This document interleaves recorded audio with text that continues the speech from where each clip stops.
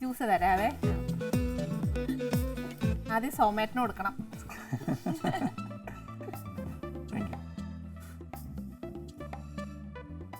ഇത് സ്റ്റാർട്ടർ ആണ്, നമുക്ക് വർത്താനത്തിന്റെ ഇടയിൽ കൂടെ ഒക്കെ കഴിച്ചോണേ.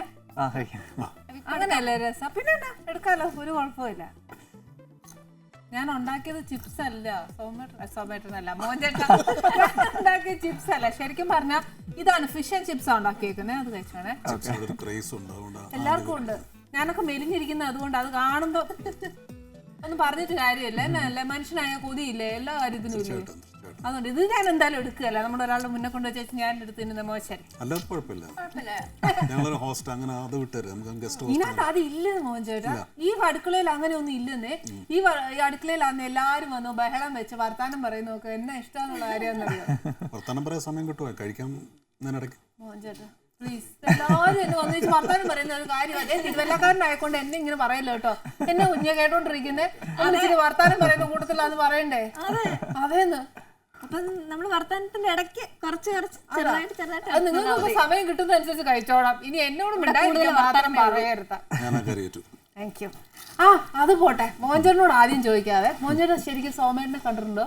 അയ്യോ, എത്രയോ പ്രാവശ്യം. വർക്ക് ചെയ്തിട്ടുണ്ടോ കൂട്ടത്തിൽ? ഇല്ല, ഞാൻ സിനിമയിൽ വളരെ ലേറ്റായിട്ട് വന്ന ഒരാളായതുകൊണ്ട് ഞാൻ വന്നപ്പോഴത്തേക്ക് അദ്ദേഹത്തിൻ്റെ മരണം സംഭവിച്ചു. പക്ഷേ എൻ്റെ ഒരു ബിസിനസ് സ്ഥാപനം പുള്ളി ഖത്തറിൽ ഉദ്ഘാടനം ചെയ്തത് സോമേട്ടനാണ്. അങ്ങനെ ഒരു 1-2 ദിവസം വളരെ അടുത്ത് ഇടപെടാനും സാധിച്ചിട്ടുണ്ട്. അതാണ് എൻ്റെ സോമേട്ടനെ കുറിച്ചുള്ള നേരിട്ട് ഓർമ്മകൾ. വലിയൊരു ആഗ്രഹമായിരുന്നു, എന്തെങ്കിലും ഒരു നടനാവുകയാണെങ്കിൽ സോമേട്ടനോടൊപ്പം അഭിനയിക്കണം എന്നുള്ളൊരു ആഗ്രഹമായിരുന്നു. അത് സഫലീകൃതമാകാതെ പോയി. പറ്റിയില്ല. അപ്പം ഖത്തറിൽ എന്നാ ബിസിനസ്? എനിക്ക് കളർ ലാബ്സ്, വീഡിയോ ലാബ്. ഓ, ഈ പറയുന്ന പോലെ സിനിമയിലേക്ക് എത്തി നോക്കാവുന്ന ഒരു കർട്ടൻ പോലത്തെ ഒരു സാധനമാണ്. ഒരു വ്യൂ ഫൈൻഡർ. അന്നേരമൊക്കെ സിനിമയിലുള്ള ക്രേസ് തോന്നിയെന്ന് വെച്ചാണോ ഈ ബിസിനസ് തുടങ്ങി? ജീവിക്കാൻ വേണ്ടി തുടങ്ങി അല്ലേ? ചുമ്മുള്ള നേരം സ്വന്തമായിട്ട് അങ്ങൊന്ന് വഴിയൊന്ന് കുഴിച്ച് നേരെ ഒന്ന് സിനിമയിലോട്ട് ഇട്ട് നോക്കിയതാണ്. ഞാൻ ബേസിക്കലി ഒരു നാടൻ ആർട്ടിസ്റ്റാണ് ആയിരുന്നു. അഭിനയം എന്നും ഒരിക്കലും ഒരു രക്തത്തിൽ കലർന്നൊരു സാധനമായിരുന്നു. ബോംബെയിൽ ജോലി ചെയ്യുമ്പോഴും ഞാൻ ബോംബെ ചെന്ന് 6 മാസം ജോലിയിലായിരുന്നു. പക്ഷേ 2ാമത്തെ ആഴ്ച എനിക്ക് നാടകത്തിൽ നിന്ന് അഭിനയിക്കാൻ ചാൻസ് കിട്ടി. ഞാൻ അവിടുത്തെ ക്യാപ്റ്റൻ രാജു, വത്സല മേനോനൊക്കെ അഭിനയിച്ചുകൊണ്ടിരുന്ന ആഡം തിയേറ്റേഴ്സിലെ ഏറ്റവും പ്രായം കുറഞ്ഞ നടനായിട്ടാണ് എൻ്റെ കലാജീവിതം കേരളത്തിന് വെളിയിൽ തുടങ്ങുന്നത്. പിന്നെ അവിടെ നിന്ന് ഖത്തറിൽ പോയി, അവിടെയും ജോലി ഉണ്ടെങ്കിലും പാർട്ട് ടൈമായിട്ട് അങ്ങനെയാണ്. അത് കണ്ട ചിലരെന്ന് പറയുമ്പോൾ പാജിക്കാട് ഫാസിലിൻ്റെ ബ്രദർ ഖൈസാണ് എന്നെ സിദ്ദിഖ് സാറിനെ പരിചയപ്പെടുത്തിരുന്നത്. അതാണ് എൻ്റെ അതെ, സിദ്ദിഖ് സാറിനെ പരിചയപ്പെടുത്തിരുന്നത്. അങ്ങനെയാണ് എൻ്റെ പാത്ത് ഓപ്പൺ ആവുന്നത്. ക്രോണിക് പാച്ചുള്ള എന്ന സിനിമ. അതിന് മുമ്പ് ഞാൻ ക്യാമറ കണ്ടിട്ടില്ല. അപ്പൊ ഈ ശരിക്കും പറഞ്ഞാൽ അതിന് മുന്നേ നാടകം ഇഷ്ടംപോലെ ചെയ്തിട്ടുണ്ട്. 50ഓളം നാടകങ്ങളിൽ അഭിനയിച്ചിട്ടുണ്ട്. അമേച്ചർ നാടകങ്ങളാണ്. പ്രൊഫഷണൽ തിയേറ്ററുകളിൽ പോകാനായിട്ട് പല നാടക കമ്പനികളിൽ, ചാച്ചപ്പൻ, ഗീത ചങ്ങനാശ്ശേരിയിൽ അവിടെയൊക്കെ പോയി ഞാൻ കാവൽ നിന്നിട്ടുണ്ട്. അപ്പോൾ അവരൊക്കെ പറഞ്ഞത് പോയി പഠിച്ചിട്ട്, ഞാൻ ഡിഗ്രിക്ക് പഠിക്കുന്ന സമയത്ത് പോയി പഠിച്ചിട്ട് തിരിച്ചു വന്നാൽ ഈ വഴിക്ക് കണ്ടോ കൊള്ളാൻ പറഞ്ഞിട്ട് ഓടിച്ചു. NN സാർ എന്നെ ഓടിച്ചുവിട്ടി. തിരുവനന്തപുരത്ത് ലോഡ്ജിൽ നാടകം കളിച്ചിരിക്കുന്ന സമയത്ത് ആരും എന്നെ പറഞ്ഞു, NN സാർ ഇവിടെ ഉണ്ട്, പോയി കണ്ട നാടക സമിതി ചിലപ്പോൾ ഒരു ചാൻസ് കിട്ടും.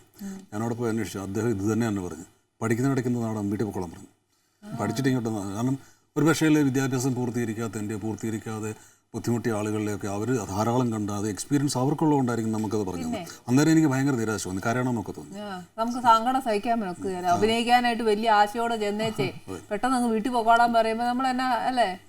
ശരിക്കും PN മേനോൻ സാറുമായിട്ട് സഹകരിക്കാൻ PN മേനോൻ സാറ് അറിയാവുന്ന മലയാള സിനിമ ശരിക്കും സ്റ്റുഡിയോയിൽ നിന്ന് വെളിയിലേക്ക് കൊണ്ടുവന്ന ഒരു വേറൊരു ചരിത്രവും കൂടെ ഉണ്ട്. എന്താണ്?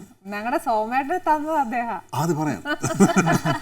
PN മേനോൻ സാറിൻ്റെ ഏറ്റവും അവസാനത്തെ പടമായിട്ടുള്ള നേർക്കുനേർ, അതിൽ ഞാൻ നെഗറ്റീവ്, അതിനകത്ത് വില്ലൻ വേഷം ചെയ്യാനായിട്ട് എന്നെ ഒരാൾ പറഞ്ഞു വിട്ടു. എൻ്റെ പ്രൊഡ്യൂസർ അദ്ദേഹം പറഞ്ഞു പോയി അവിടെ ഒറ്റപ്പാലത്ത് പോയി കാണാൻ പറഞ്ഞു. ഞാൻ അവിടെ ചെന്നപ്പോൾ ഗസ്റ്റ് ഹൗസിൽ അദ്ദേഹം ഉണ്ട്, ഞാൻ പുറത്ത് വന്ന് അസോസിയേറ്റ് ഉണ്ടെന്ന് പറഞ്ഞ് സാറ് അകത്തുകൊണ്ട് കയറി ചെല്ലാൻ പറഞ്ഞു. ഒരു കട്ടിൽ ഞാൻ ചാരിയിരിക്കുകയാണ്.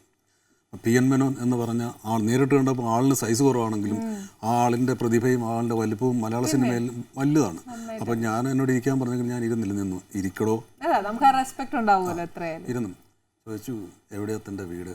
തിരുവല്ല. അപ്പോൾ മറ്റാർക്കും അത് മനസ്സിലായില്ലെങ്കിൽ, ഞങ്ങൾ തമ്മിൽ ആദ്യം കാണാൻ എല്ലാവർക്കും അറിയാം ഞാൻ സിനിമയിൽ അഭിനയിക്കാൻ വന്ന ഒരാളാണ്. അപ്പം ഞാൻ സാറിനോട് സാറ് ചിരിച്ചതിൻ്റെ അർത്ഥം എനിക്ക് മനസ്സിലായിരുന്നു. കാരണം ഈ തിരുവല്ലക്കാരൻ MG സോമനെ ഗായത്രി എന്ന സിനിമയിൽ കൂടെ മലയാള സിനിമയ്ക്ക് കൊണ്ടുവന്നത് അദ്ദേഹമാണ്. അദ്ദേഹത്തിന്റെ ഷേപ്പിൽ വേറൊരു ജന്മം കയറി വന്നപ്പോൾ അദ്ദേഹം പല രീതിയിൽ ചിന്തിച്ചിരിച്ചായിരിക്കും.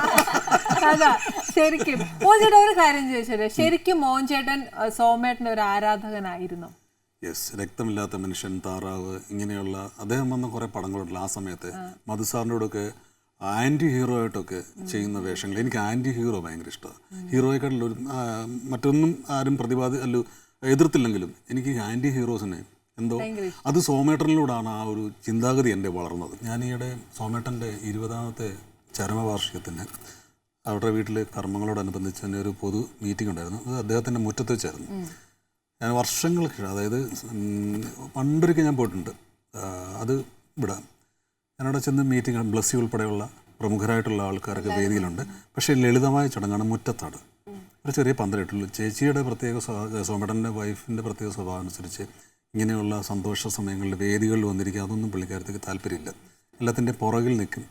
അങ്ങനെ ഈ മീറ്റിങ്ങിൻ്റെ എൻ്റെ പ്രസംഗം കഴിഞ്ഞ് കഴിഞ്ഞാൽ അഡ്വക്കേറ്റ് സലീം കാമ്പശ്ശേരി എന്ന് അദ്ദേഹമാണ് എൻ്റെ ഓർഗനൈസർ. വിളിച്ചിട്ട് ചേച്ചി പറഞ്ഞു, മോഹനേരൂരിനോടൊന്ന് വീടിനകത്തേക്ക് കയറി വരാമോ എന്ന് ചോദിച്ചു. എന്നോടൊന്നും ഞാൻ കയറി ചെന്നപ്പം സോമേട്ടൻ്റെ വൈഫും മരുമകൾ സജിയുടെ ഭാര്യയും അവർ രണ്ടുപേരും ഒരു ചെറുമകളും ഉണ്ട്. അപ്പോൾ എന്നോട് ചേച്ചി പറഞ്ഞൊരു സംഗതി എൻ്റെ കണ്ണു പറഞ്ഞു പോയി. സോമേട്ടൻ എന്തായാലും ഈ ഇടനാഴിയിലൂടെ ഇനി ഞങ്ങളുടെ വീട്ടിലേക്ക് കടന്നു വരില്ല. അതുകൊണ്ട് സോമേട്ടനെ പോലെ ഇരിക്കുന്ന 100 കണക്കിന് ആളുകൾ പറയുന്ന മോഹൻ ഇങ്ങ് വാ, നമുക്ക് അകത്തിരിക്കുക, വർത്താനം പറയാമെന്ന് പറയും. ആ ചേച്ചിയോട് ഞാൻ എന്താ ആൻസർ പറയണ്ടേ? അതിനകത്ത് ഉത്തരമില്ല, ചോദ്യമില്ല.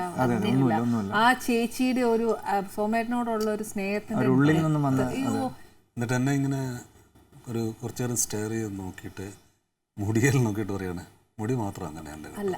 അത് സത്യമാണ്. പക്ഷെ ഒത്തിരി റിസംബ്ലൻസ് ഉണ്ട് ശരിക്കും. എനിക്കത് തീർച്ചയായിട്ടും സോമേട്ടനോടുള്ള ഒരു പക്ഷേ ഞാൻ മിക്കവാറും എല്ലാ ദിവസവും സോമേട്ടനെ കൂടെ എനിക്ക് ഓർക്കാൻ അനിയെപ്പോലുള്ള ആൾക്കാർ എന്നോട് സംസാരിക്കാറുണ്ട്. എവിടെയെങ്കിലും വെച്ച് കാണുമ്പോൾ സോമേട്ടൻ്റെ ആരാ ഞാൻ ചോദിക്കാം. അപ്പോൾ ഒരു പക്ഷേ ചേച്ചി കഴിഞ്ഞാൽ പിന്നെ ഒരു പക്ഷേ ഞാനായിരിക്കാം ഏറ്റവും കൂടുതൽ പ്രാവശ്യം സോമേട്ടൻ്റെ മരണശേഷം അദ്ദേഹത്തെ ഓർത്തിട്ടുള്ളത്. ഇപ്പോൾ ഇവിടെ വന്നതിന് യാദൃശ്യമാണ്. നമ്മൾ നേരത്തെ ജസ്റ്റ് അറിയാവുന്നതല്ലാതെ നമ്മൾ നേരെ ഇൻട്രാക്ഷൻസ് ഒന്നും ഉണ്ടായിട്ടില്ലല്ലോ. So you are talking in a deep way, മനസ്സിലായി, ജസ്റ്റ് ബിക്കോസ് ഓഫ് സോമേട്ടൻ.